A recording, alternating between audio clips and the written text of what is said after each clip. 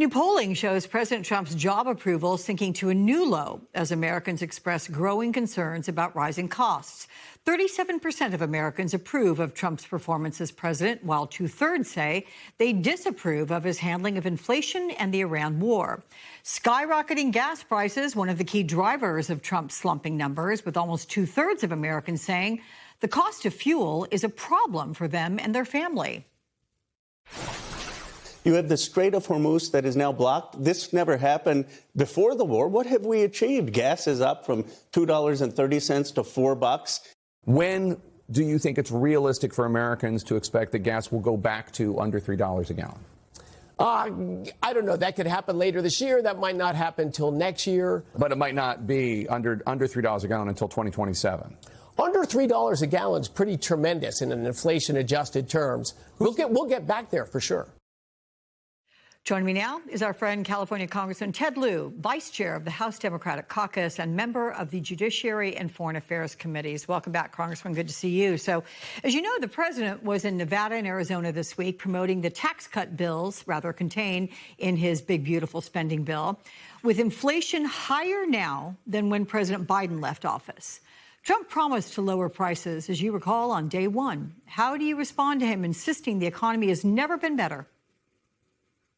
We know from the facts that inflation surged to 3.3% in the last CPI inflation report. That's the highest monthly increase in nearly 4 years. We know gas prices are soaring, energy prices are increasing, and food prices are increasing. And what is Donald Trump focused on?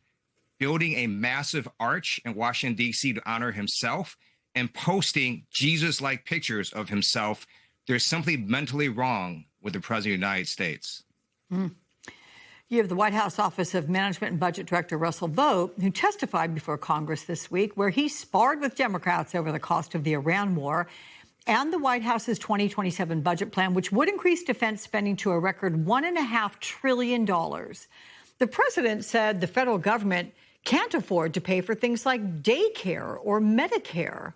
How do you respond to taxpayers being asked to fund this war? There is a clear difference between Democrats and Republicans.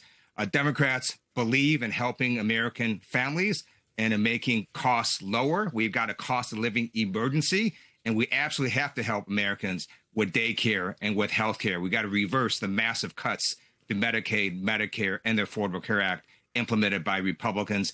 And by the way, Russell Vought is not stupid. He's just gaslighting us. In that testimony, he said that, quote, Americans have an explosion of affordability.